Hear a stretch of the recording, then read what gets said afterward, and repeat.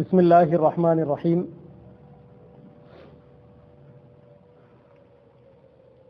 اللہ کے نبی صلی اللہ علیہ وسلم کی ایک حدیث ہے، تعوذوا باللہ من اربع۔ ہم لوگ اتحیات میں درود ابراہیم کے بعد جو دعا پڑھتے ہیں، کون سی دعا پڑھتے ہیں؟ اللہم انی ظلمت نفسی، آخر تک۔ اللہ کے نبی کی ایک حدیث ہے، بخاری شریف کی ہے، کہ کبھی کبھی یہ دعا بھی پڑھ لیا کرو، جس کے اندر 4 چیزوں سے پناہ مانگنے کے بارے میں اللہ کے نبی نے فرمایا۔ تعوذوا باللہ من اربع، 4 چیزوں سے پناہ مانگنا ہے۔ اللہم انی اعوذ بک من عذاب القبر وعذاب الحشر، اے اللہ میں قبر کے عذاب سے اور حشر کے عذاب سے پناہ مانگتا ہوں۔ وَنَعُوذُ بِكَ مِن فِتْنَةِ الْمَحْيَا وَالْمَمَاتِ، زندوں اور مردوں کے فتنوں سے پناہ مانگتا ہوں۔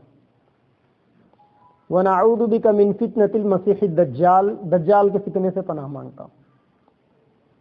تو حدیث کے مطابق کبھی کبھی اتحیات میں درود ابراہیم ختم ہونے کے بعد یہ دعا کا بھی ورد رکھنا چاہیے،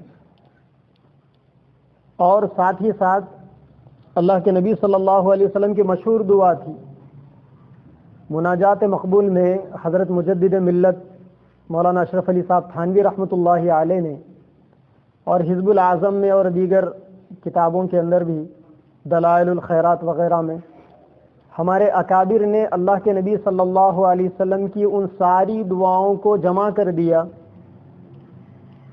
جو آپ کی مسنون دعائیں مختلف متفرق اوقات میں آپ کیا کرتے تھے۔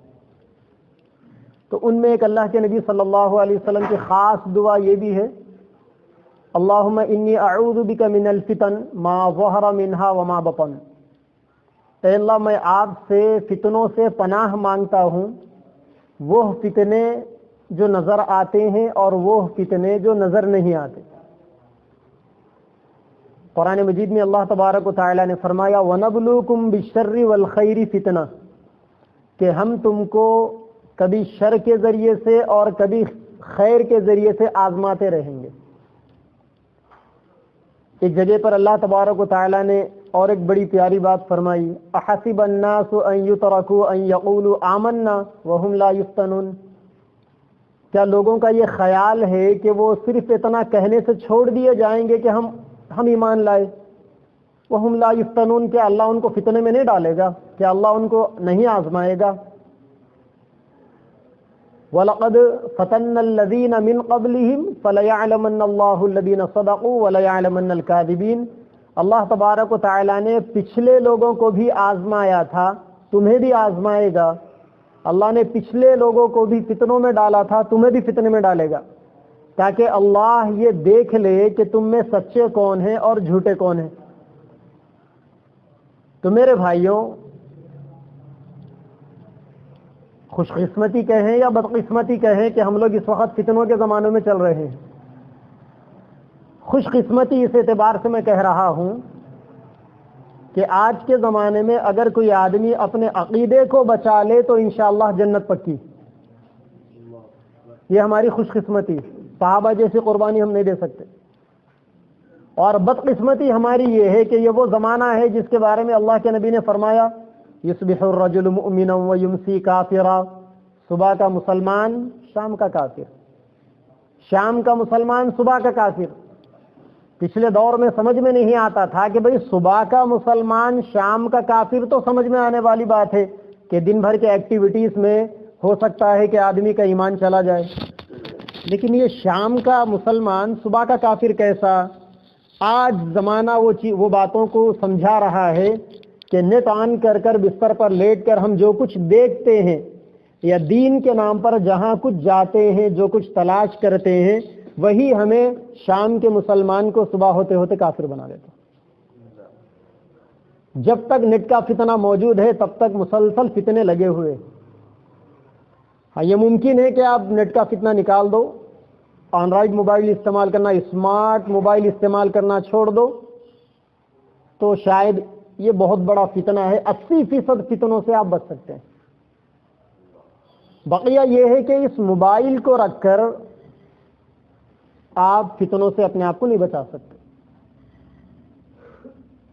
2015 میں ہمارا عمرے کا سفر ہوا تھا، تو مسجد نبوی کے اندر جہاں اللہ کے نبی صلی اللہ علیہ وسلم کے روضہ اطہر کے پچھلے حصے میں صفا کا چبوترا ہے،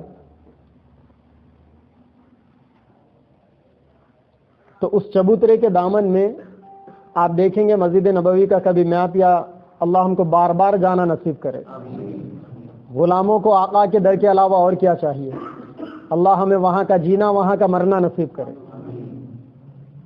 تو آپ دیکھیں گے مسجد نبوی میں جہاں ریاض الجنہ کی وہ جگہ جو جنت کی ٹکڑی ہے، جو اللہ کے نبی کے قدموں کی برکت سے جنت کا حصہ بن گیا، اللہ آپ کے منبر مبارک اور آپ کے حجر مبارک کا درمیانی حصہ، اس کے بالکل سامنے ایک ایریا ہے جہاں دنیا بھر کے اللہ والے جمع ہوتے ہیں۔ اگر آپ کو کبھی وہاں جانا ہو، چاہے کسی بھی سیزن میں آپ جاؤ، ربیع الاول میں اگر جاؤ تو بہت بڑی بات ہے، رمضان میں اگر جاؤ تو بڑی بات ہے، اس جگہ پہ آپ چلے جانا، انشاءاللہ دنیا کے ایک سے ایک بڑے بڑے اللہ والوں سے آپ کو ملاقات ہو جائے گی۔ کہتے ہیں کہ وہ ولیوں کا، قطبوں کا، ابدالوں کا مرکز ہے وہ جگہ۔ تو میرے ساتھ میرے ایک دوست تھے مفتی عبد البصیر صاحب شاد نگر حیدرآباد کے، تو میں نے ان سے کہا کہ چلو بھائی آج وہاں چلتے ہیں، بزرگان دین سے ملاقات ہو جائے گی۔ تو ہم وہاں پر گئے تو دور سے ہی ایک صاحب نظر آئے، دل نے یہ گواہی دی کہ یہ اللہ والے۔ چنانچہ میں ان کے پاس گیا، ہمارے دوست کو لے کر سلام کیے، آمنا سامنا ہوا، خندہ پیشانی کے ساتھ، ہنستے چہرے کے ساتھ وہ ہم سے ملاقات کیے۔ اس کے بعد ہم بیٹھے، انہوں نے کہا کہ بھائی کیا کرتے ہو؟ تو ہمارے ساتھی نے میرا تعارف کروایا کہ یہ مجلس تحفظ ختم نبوت کے ذمہ دار ہیں علاقے کے۔ بہت خوش ہوئے، اور انہوں نے کہا کہ میں بھی مجلس تحفظ ختم نبوت لندن کا خادم ہوں۔ پاکستان کے عالم تھے، بڑے آدمی تھے ماشاءاللہ، کشادہ چہرہ، نورانی چہرہ، وجیح صورت، سر پر عمامہ، دیکھنے سے ہی لگتا تھا کہ یہ غلامان محمد صلی اللہ علیہ وسلم۔ تو پھر انہوں نے کہا کہ امامت بھی کرتے ہو؟ میں نے کہا کہ ہاں امامت بھی ہے۔ انہوں نے پوچھا کہ جمعہ میں کس موضوع پر بیان ہوتا ہے تمہارا؟ تو میں نے کہا کہ اسلام کے جو عقائد ہے اس کے اوپر میں زیادہ بولتا ہوں۔ انہوں نے کہا کہ چلو عقائد کے اوپر ایک بات یاد آ گئی، بیٹھو تم کو سناؤں گا۔ پھر انہوں نے پاکستان کے ایک بزرگ کا واقعہ سنایا۔ حضرت علامہ بنوری رحمۃ اللہ علیہ، علامہ یوسف بنوری رحمۃ اللہ علیہ، یہ اللہ کے نبی کے خاندان کے تھے، سید تھے۔ اور یہ جو مولانا جن سے ہماری ملاقات ہوئی تھی، حضرت مولانا ممتاز الحق صاحب، یہ مولانا ان کے شاگرد تھے علامہ بنوری کے۔ تو انہوں نے علامہ بنوری کا واقعہ سنایا کہ علامہ بنوری کے زمانے میں ایک بڑے عالم کا انتقال ہوا۔ علامہ بنوری نے ان کو خواب میں دیکھا۔ علامہ بنوری نے پوچھا کہ بھائی اللہ نے تمہارے ساتھ کیا معاملہ کیا؟ انہوں نے کہا کہ اللہ نے مجھے بلایا، حاضری ہوئی میری دربار میں، اللہ نے فرشتوں سے کہا کہ اس کے نام اعمال نکالو۔ میرے نام اعمال کا دفتر کھولا گیا، اللہ تعالیٰ نے کہا کہ اس کا عقیدہ دیکھو۔ میرے عقیدوں کو دیکھا گیا، پھر اس کے بعد اللہ نے کہا کہ چلو اس کو جنت میں ڈالو۔ اصل جنت کا فیصلہ تو ہوگا انشاءاللہ میدان محشر میں، لیکن کبھی کبھی اللہ تعالیٰ دکھا دیتے ہیں ایسی چیز۔ اللہ کے نبی نے بھی دیکھا تھا نا کہ قبر میں عذاب ہو رہا ہے، انہما لیعذبان وما یعذبان فی کبیر۔ تو یہ جو بزرگ جو خواب میں آئے تھے، جن کا انتقال ہو گیا تھا، انہوں نے علامہ بنوری رحمۃ اللہ علیہ کو یہ بات کہی کہ دیکھو مولانا یوسف صاحب، آج کل جو بھی مر کر آ رہا ہے نا، اللہ تعالیٰ فرشتوں سے یہی کہہ رہے ہیں کہ اس کا عقیدہ دیکھو، جنت میں ڈالو، کیونکہ یہ زمانہ فتنوں کا زمانہ چل رہا ہے، اور اس زمانے میں صرف عقیدے کی قیمت ہے۔ ویسے ہر زمانے میں عقیدے کی قیمت تھی، لیکن میرے بھائیوں آج کے زمانے میں عقیدے کی معنویت اور عقیدے کی اہمیت بہت بڑی ہوئی ہے۔ اس کی وجہ یہ ہے کہ اللہ کے نبی صلی اللہ علیہ وسلم نے قیامت کے قریب پیش آنے والے فتنوں کے بارے میں آپ نے آگاہ فرمایا۔ تو یہ فتنے قیامت کی علامت ہے. لوگ کہتے ہیں نا کہ قیامت کی کیا علامت ہے، یہ فتنے بھی قیامت کی علامتوں میں سے. اور ساتھ ہی ساتھ ان فتنوں کا تعلق انسان کے ایمان سے ہے. فتنے آئیں گے تو ایمان کو ڈیمیج کریں گے، ایمان کو نقصان پہنچائیں گے. تو یہ فتنے تو ہمارا پیچھا کریں گے، پیچھا نہیں چھوڑیں گے. اللہ نے کہہ دیا نا فَلَنَعْلَمَنَّ اللَّهُ الَّذِينَ صَدَقُوا وَلَنَعْلَمَنَّ الْكَاذِبِينَ. سچے اور جھوٹوں کو جاننے کے لیے اللہ فتنوں میں، آزمائشوں میں ڈالیں گے. اس کے بغیر تو دال گلنے والی نہیں. حضرت مولانا یوسف لدھیانوی شہید رحمۃ اللہ علیہ، فتنوں کے اوپر ان کا بڑا کام تھا. اور یہ جو ملعون ہے نا ریاض احمد گوہر شاہی، آپ ان کمینوں کی خباثت کا اندازہ کرو. ابھی ہم لوگ وہاں پروگرام کر کے آ رہے تھے آصف آباد میں. پرائم منسٹر آفس سے فون آیا کہ وہ بندوں کو کیوں روک رہے ہیں آپ. والا تو ڈھاک ڈال رہا کیا؟ پرائم منسٹر آفس سے. آدھا پون گھنٹہ خراب کیا ہمارا. وہاں تک پہنچو گے یہ لوگوں کے، اندازہ کیجئے آپ. اور عالم یہ ہے، میں اپنی پرسنل بات کہہ رہا ہوں آپ کو، میری ذاتی بات. 4 سال سے ان بھگوڑوں کا پیچھا کر رہا ہوں کہ آن لائن مناظرہ کرو، کوئی کرتا ہی نہیں مناظرہ. ابھی بھی اس کا جب فون آیا، میں بار بار کہہ رہا تھا اس سے کہ آن لائن میں مناظرہ ابھی بھی کرنے کے لیے تیار ہوں. وہ جو چھیلے اس کے جو انڈیا کے بات کر رہے تھے، ان میں سے کوئی ایک یہ نہیں کہتا کہ ان کو چھوڑو ہم کر لیتے آپ سے مناظرہ. اور میں نے اس سے کہا کہ ہندوستان کے علماء کو ہر جگہ بلاک کر کر رکھے ہوئے، جو مناظرے کے بارے میں کہتا ہے. اس نے ایکسپٹ کیا اس بات کو. آپ اس فتنے کے لوگوں کے پاس جاؤ. ابھی مولانا فصیح الدین صاحب نے کہا نا، بیچ میں تھوڑا سا وہ لوگ خاموش ہوئے، پھر شروع ہو گئی حرکت. آپ ان کے قریب میں جاؤ تو وہ لوگ یہ کہیں گے کہ ہم تو جاہل ہیں صاحب، بڑے لوگوں سے بات کرو. اور بڑوں کا عالم یہ ہے کہ وہ بالکل بات نہیں کریں گے، دامن چھڑا کے بھاگنے کی کوشش کریں گے. لیکن ہماری یہ ذمہ داری ہے کہ ہم اپنے آپ کو اور ہمارے علاقے کے لوگوں کو فتنوں سے کیسا بچائیں. کیونکہ یہ فتنے اس آگ سے خطرناک ہے جو آگ انسان کے گھروں کو جلا دیتی. ادھر بازو میں اگر آگ لگ جائے، آپ تماشا دیکھتے ٹھہرے چھت کے اوپر سے کہ صاحب وہ آگ وہی گھر کو جلائے گی، وہ آگ آپ کے بھی گھر کو جلائے گی. اور یہ جو فتنے ہیں نا، اگر آپ خاموش بیٹھ جائیں گے، اگر وہ فتنہ آپ کے بچے کو گھیر لیا اور آپ ایمان والے، آپ کے آنکھوں کے سامنے فیصلہ ہو جائے ان فتنوں کے نتیجے میں کہ میں تو جنتی، میرا بچہ جہنمی، برداشت کریں گے آپ اس کو؟ میں تو جنتی اور میرے بھائی، میرے رشتہ دار، میرے خاندان والے جہنمی، برداشت کریں گے آپ کو؟ ہر کسی کا ظرف سیدنا نوح علیہ السلام جیسا نہیں ہوتا. کتنا تڑپ رہے تھے نوح علیہ السلام، اے اللہ میرے بیٹے کو بچا لیجئے. آنکھوں کے سامنے جہنمیوں میں جا رہا تھا. بار بار کہہ رہے تھے لا عاصم اليوم. وہ کیا کہہ رہا تھا؟ سآوی علی جبل یعصمنی من الماء. پہاڑ پہ چڑھوں گا ابا جان، مجھے آپ کے پانی کے عذاب سے مجھے بچا لے گا. حضرت کیا کہہ رہے تھے؟ لا عاصم اليوم من امر اللہ.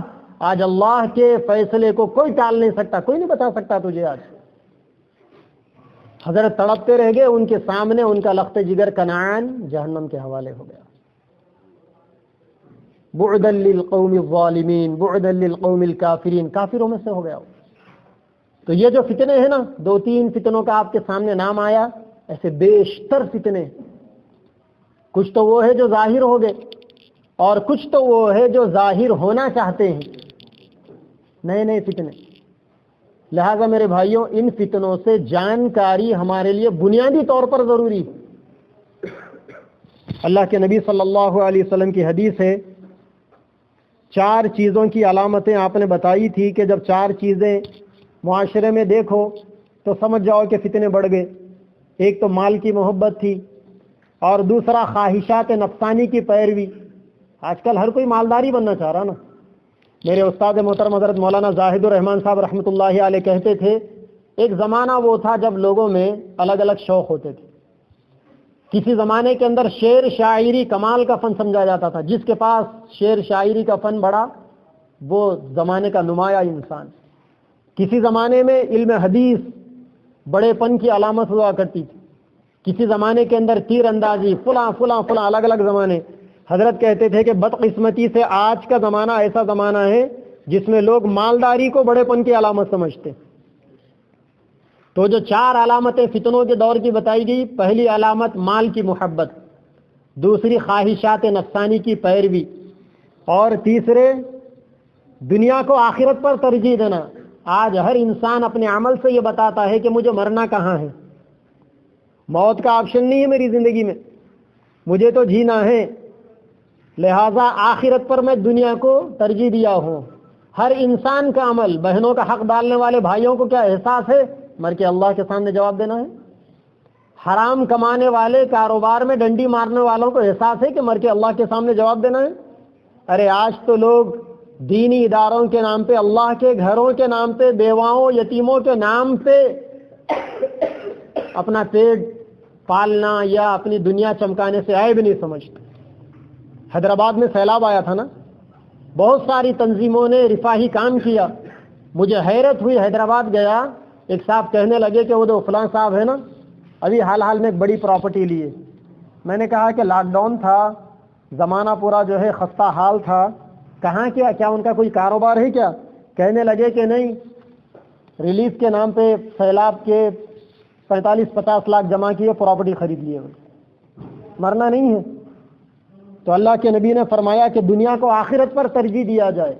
اور چوتھی چیز آپ نے فرمایا کہ اپنی رائے پر آدمی گھمنڈ کرنے لگے. آج ہر انسان کو اپنی رائے بڑی معلوم ہوتی ہے، سامنے والوں کی کوئی سننے کے لیے تیار نہیں. تو میرے بھائیوں، یہ 4 علامتیں آج کے زمانے میں واضح ہیں.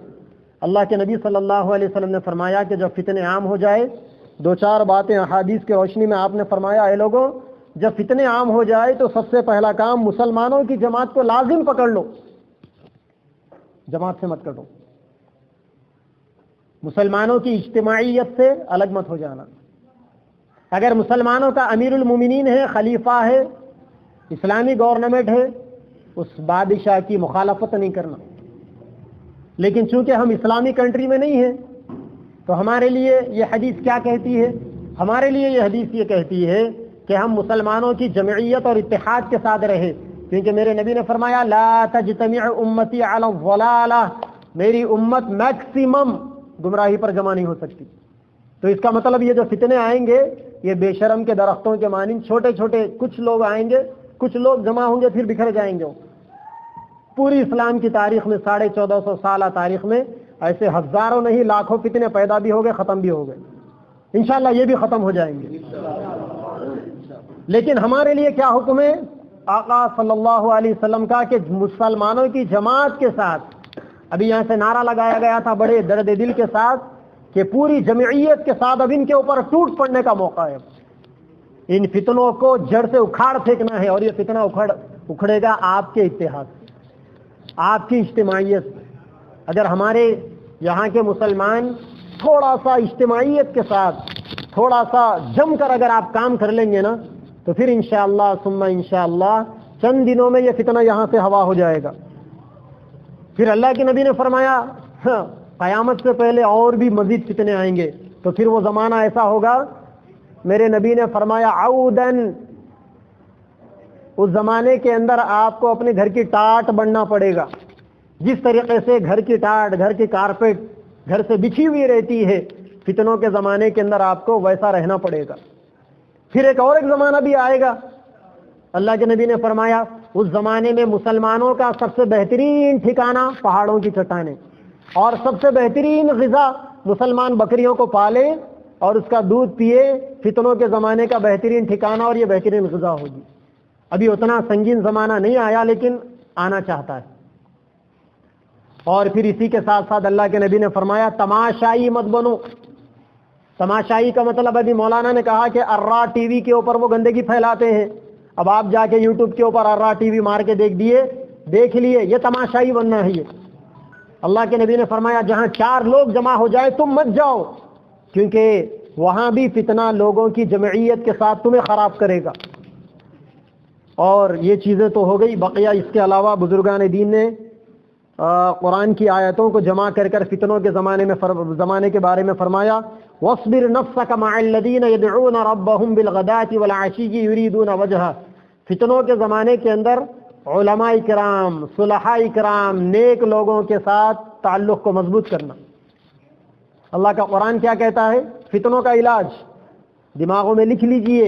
وَاصْبِرْ نَفْسَكَ مَعَ الَّذِينَ يَدْعُونَ رَبَّهُمْ بِالْغَدَاةِ وَالْعَشِيِّ يُرِيدُونَ وَجْهَهُ، کہ جو لوگ اللہ تبارک و تعالیٰ کی رضا کے لیے کام کرتے ہیں، اپنا کوئی مقصد نہیں. مولانا شاہد صاحب خانہ پور سے کیوں آئے؟ کیا مقصد ہے ان کا؟ مولانا سلیم صاحب اپنور سے کیوں آئے؟ منیر صاحب جینور سے کیوں آئے؟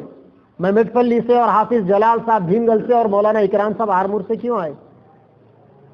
لا اسألکم علیہ اجرا، ہم آپ سے کوئی بدل لینے کے لیے نہیں آئے. ان اجری الا علی اللہ رب العالمین، ہمارا بدلہ اللہ رب العالمین دیں گے. ہم کیا چاہتے ہیں آپ سے؟ یہ مطالبہ ہے. واصبر نفسک مع الذین یدعون ربهم بالغداة والعشی یریدون وجہہ.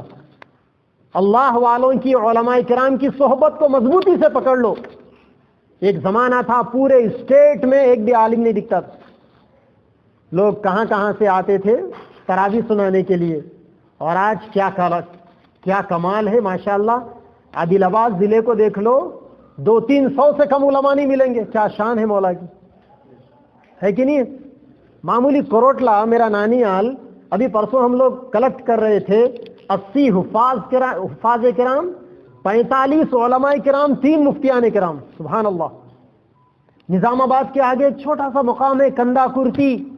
2006 میں میرے پیر و مرشید حضرت مولانا حمید الدین حسامی عاقل صاحب رحمۃ اللہ علیہ کے ساتھ جلسے میں جانا ہوا.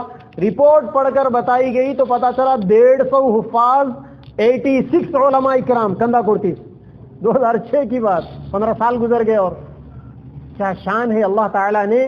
دیکھو جو چیز عام ہوتی ہے نا، اللہ تبارک و تعالیٰ اسے فری دیتے. آپ آکسیجن لیتے ہیں، ہوا کا کوئی ٹیکس نہیں لیتے اللہ تعالیٰ آپ سے، پانی کا کوئی ٹیکس نہیں لیتے اللہ تعالیٰ آپ سے.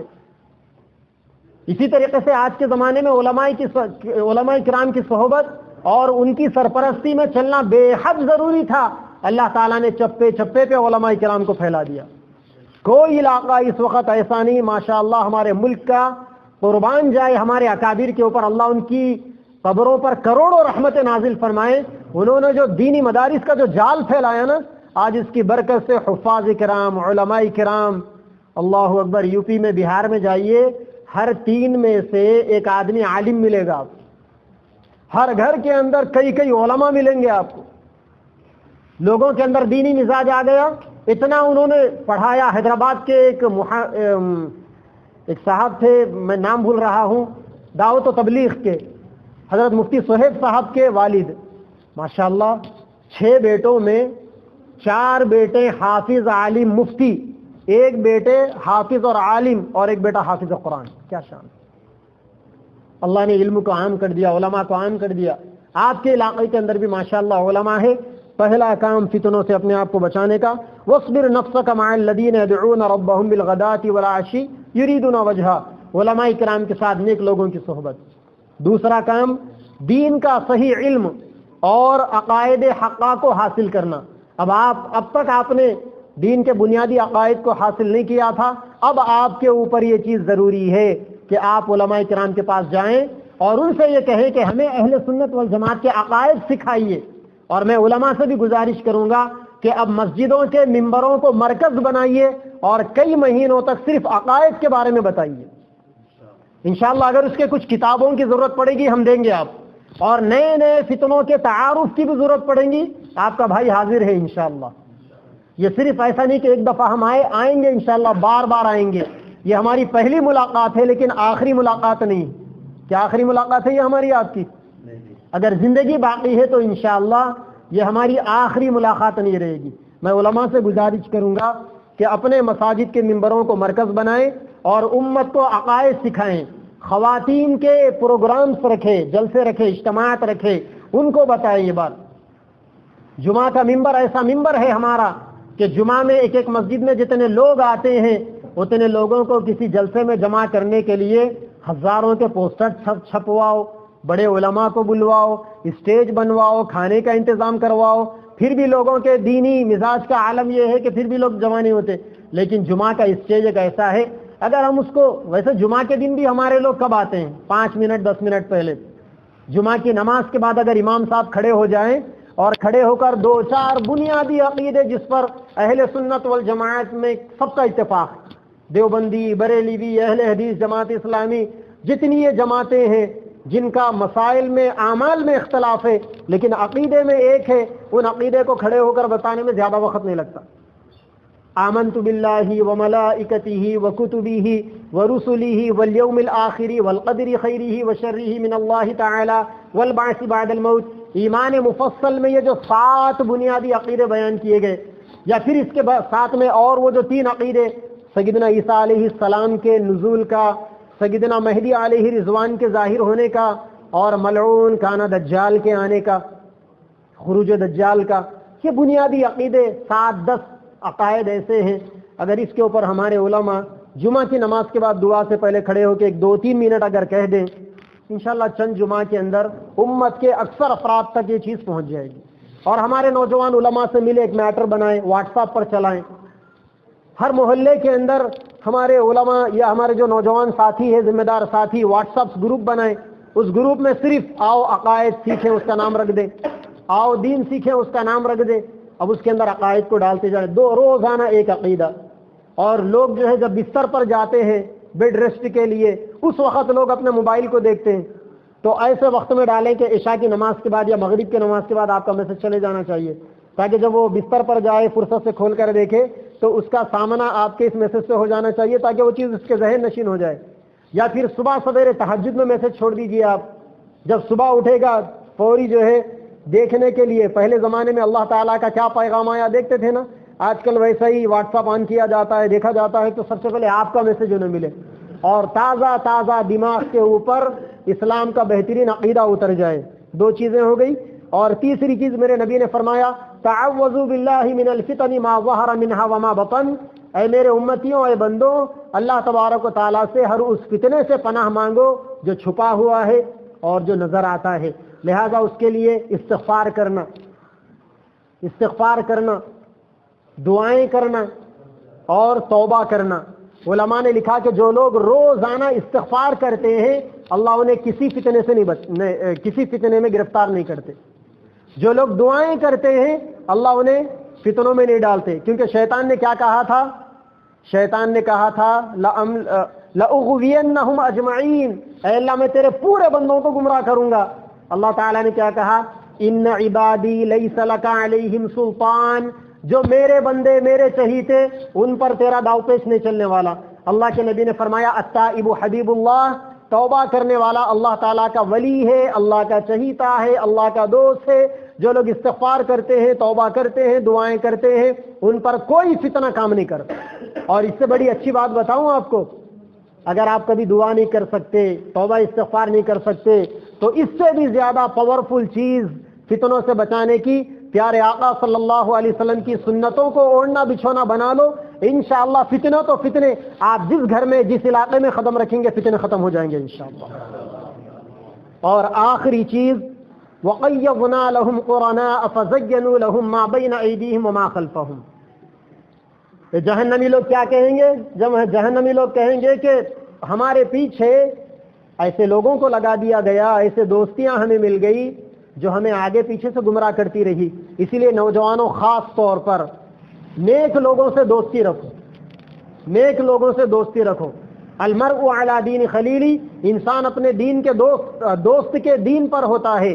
آپ جیسوں کے ساتھ اٹھنا بیٹھنا رکھو گے آپ ویسے ہی بنو گے. اللہ والوں کے ساتھ، نیک لوگوں کے ساتھ اٹھنا بیٹھنا رکھو، انشاءاللہ آپ بھی اللہ والا بنو گے، نیک بنو گے. اور اگر آپ غلط لوگوں کے ساتھ، غلط عقیدے والوں کے ساتھ رہو گے تو پھر انجام بھی برا ہوگا. اور آخری چیز، یہ معاملے اب تک کے اپنے لیے تھے، اب ہماری آئندہ آنے والی نسل بھی ہے. زمانہ اور اگلا زمانہ بدترین ہونے والا ہے اور بھی شدید فتنے ہونے والے ہیں. اسی لیے اپنے بچوں کو ابھی سے ٹرین کرو، تیار کرو، اپنے بچوں کو مکتب کا عادی بناؤ. اگر علاقے میں منظم مکتب نہیں ہے، گھر گھر مکتب قائم کرو، گھر گھر مکتب قائم کرو، علاقے کے اندر مکتب قائم کرو. 2008 میں نظام آباد میں حضرت مفتی نوال الرحمن صاحب دامت برکاتہم ایک پروگرام میں آئے تھے. علماء نے سوال کیا کہ حضرت مدارس زیادہ ہو گئے. جبھی حضرت نے کہہ دیا تھا کہ میاں یہ زمانہ تو گھر گھر کو مدرسہ بنانے کا زمانہ ہے. آج سے 13 سال پہلے انہوں نے بات کہی تھی واقعی بزرگوں کی باتیں، بڑوں کی باتیں بڑی ہوتی ہے، اسی لیے گھر گھر چپے چپے پہ مکاتب قائم کرو. ایک بچہ بھی امت کا مکتب کے ماحول سے نہیں چھوٹنا چاہیے. یہ مکاتب ایسے ہوں جہاں پر ہم اپنے بچوں کو عقیدہ سکھائیں، اپنے بچوں کو ہم عقیدہ گھول دیں. نئی ایجوکیشن پالیسی جو آئی NEP 2020 کی نئی تعلیمی پالیسی جو آئی ہے، گویا وہ تعلیمی پالیسی للکار کر مسلمانوں سے کہہ رہی ہے کہ مسلمانوں تم اپنے مسلمان بچوں کو پیدا کر کے دو، ہم اس بھٹی میں ڈال کر اسے کافر بنا کے تمہارے حوالے کریں گے. میرے اپنے مٹپلی کے اندر ایک سب کلکٹر تھا، میں نام نہیں لوں گا اس کا، ابھی آپ کے قریبی علاقے کے اندر وہ کلکٹر بھی ہے، کہنے کو مسلمان لیکن جا کے وہ مورتی پوجا میں بیٹھتا تھا. جب ہم اس کو سمجھانے جاتے تھے تو کہتا تھا کہ میں دراصل مسلمان ماں باپ کی اولاد نہیں ہوں، جو میرے ماں باپ کے نام سے مشہور ہے میری ماں ان کے گھر میں کام کرتی تھی، لہذا میں اپنے مذہب پہ جا رہا ہوں نا. ارے ایسی تعلیم کس کام کی جس کو حاصل کر کے ہمارے بچے IPS بن جائے، IAS بن جائے، IAS بن جائے اور ان کا ایمان ان سے جاتا رہے. اسی لیے میرے بھائیوں، دنیا تو بہرحال بچوں کے مقدر کی جو ہے وہ ہوتے رہے گی، ان کے مقدر میں جو ہے وہ ہوتا رہے گا انشاءاللہ، ٹھیک ہے.